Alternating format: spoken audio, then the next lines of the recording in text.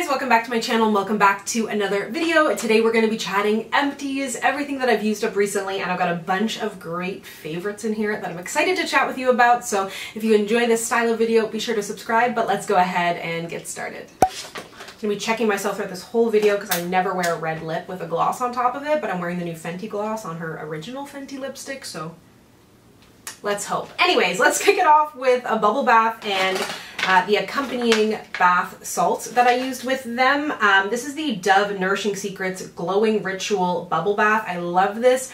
This is my favorite scent from Dove. One of my favorite scents, I think, available. It's mango and almond. If you love like a mango lassi, if you're familiar with that type of drink, reminds me of that. So good. It doesn't have like the cardamom in it or whatever it is, but really kind of a creamy mango, really delicious. And then I used up the salt as well. Really, really beautiful line from Dove. They've got a bunch of great scents, but that one is phenomenal. Then I used up two products from Live Clean. This is actually another product that smells amazing. This is the Live Clean Sparkling Citrus Deodorant. I was a little bit afraid of this because I was like, it's seeming a little natural. Is it going to help me? This is free from aluminum, propylene glycol, and parabens. It's clinically tested for all-day odor protection, and I really loved it. But I gotta say, the thing that I liked about this the most, Canadian brand as well, was the scent, and it is in the scent, did they say?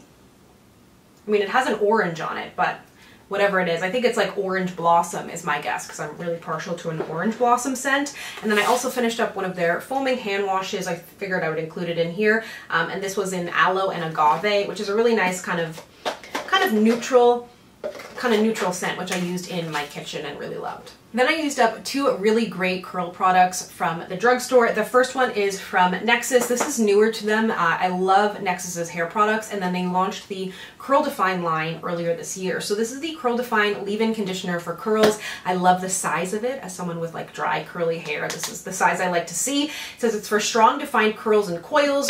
Oh, replenish and lock in moisture while controlling frizz, leaving curls soft and defined. I agree. Really nice, great texture. They've got a shampoo and a conditioner from this line as well. So if you have overlooked them, it's time to check them out. And then the other product is on the ground. Another great one. This is from Marc Anthony, and I've talked about their curly hair foam before, but I think I like this even more, or sorry, their mousse. This is the Perfect Curl 7-in-1 leave-in treatment foam. It is defrizz, define, moisturize, detangle, smooth, soften, and shine. So these products kind of do similar things depending on what texture you like. The Nexxus is more of a gel cream. This is more of a foam. I love both of them for my hair, but this is really great on second day curls. Is primarily how I use this to refresh, to add back in some bounce and hydration. I'll mist my hair and then add this back in, and it is so good. Really affordable. Walmart shoppers.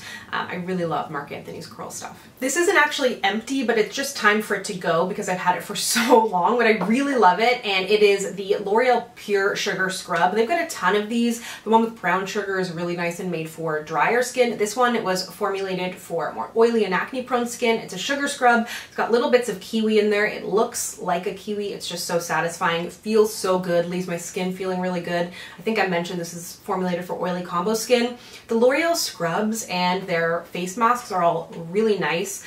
Beautiful glass packaging too.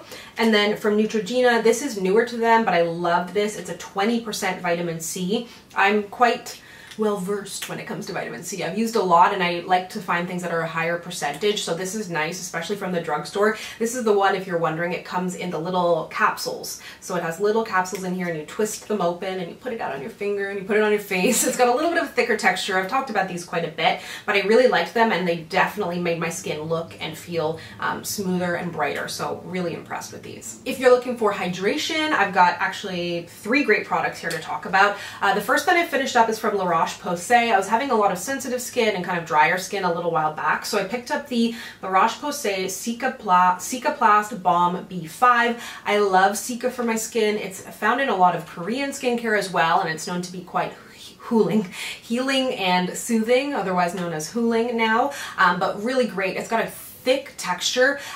Who else makes one of these? Avene makes a Cica as well, and that one's a little bit lighter. This one is a little bit thicker, but I thought that this was really beautiful, and I love Roche Posay. They're a brand that I definitely go to when my skin is like kind of acting up and I want to make sure I'm treating it as good as possible. And this is definitely another brand that I trust like that too. Skinfix, they're Canadian. This is from their Barrier Plus line. If you have any skin type, this is such a good one, and I say that because it's called the Foaming Oil Cleanser, which makes it sound like it's gonna be like a traditional oil cleanser, cleansing balm, cleansing oil. It's not like that at all. It comes out like a cleanser, it's foaming, but it's hydrating. It's a sulfate-free hydrating wash, and it says it's got a creamy foam to wash away dirt and leave your skin hydrated, soft, and supple. So I thought that this was such a nice cleanser. I loved it for the daytime, especially because sometimes I'll use a micellar or something lighter and hydrating, or I would use this after, say I used a cleansing oil, remove my makeup, and then follow up with that.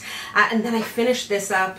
I love it. I've moved on to one from Amore Pacific, which I'll report back on, but this is a product that blew me away. I just, partially because I underestimated it. I was like, what is a facial essence? What's kombucha got to do with it?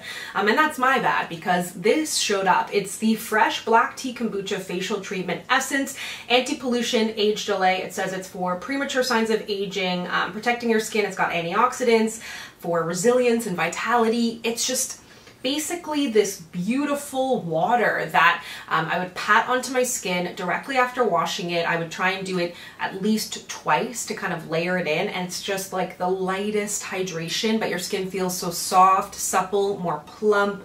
It just, my skin looked better.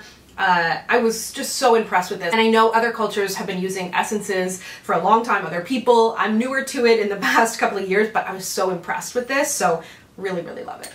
If I didn't make it clear, I'm raving about it. And then I've got a bunch of sprays here. So one is a setting spray that I really love. One of the first setting sprays that I was like, oh, it's actually doing something. And they've since come out with two setting sprays that are both amazing. So they reformulated this. This is the Makeup Forever Mist and Fix, the original, or the one that I had, like, this is old. And I finished this up a while back, but I just found it. Really love it, and I love the new edition, but I think I love the Matte Velvet setting spray from them even better. This was a spray from Tarte that I loved, that I feel like no one talked about, and then it got discontinued, but I loved this as, this was my kind of first foray into, even the scent I still love. It was my first foray into like a mist prior to putting on my foundation. So I used this under kind of, when I was wearing like really matte, heavier foundations. This was just so nice to put underneath. It kind of helped it glide around. And then the other product that I loved for that, but I think they discontinued too, and I was really annoyed about. This is from Bobbi Brown. It's the Primer Plus Hydrating 3-in-1 Setting Spray. So both of these products I never used as a setting spray. I only used them to prep my skin, and I thought they were so nice to prep with, especially when I wasn't using traditional primers. It was just easy, sprayed on my face, and then I went in with a foundation, and I just thought they were so great. But I think they're both gone, which is really upsetting.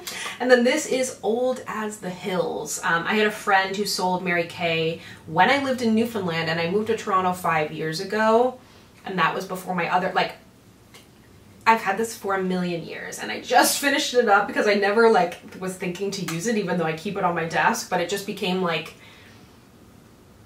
a piece of decor almost, you know, when you have something for so long and you forget to use it. So finally finished it up. It's the Mary Kay brush cleaner. I really like it. No idea if it's still available, but it's just like a spot brush cleaner, so you can spray your brush and spray it out on to like a paper towel and get the color out of it. I've got the one from, I ended up picking this up during a Sephora sale a little while back.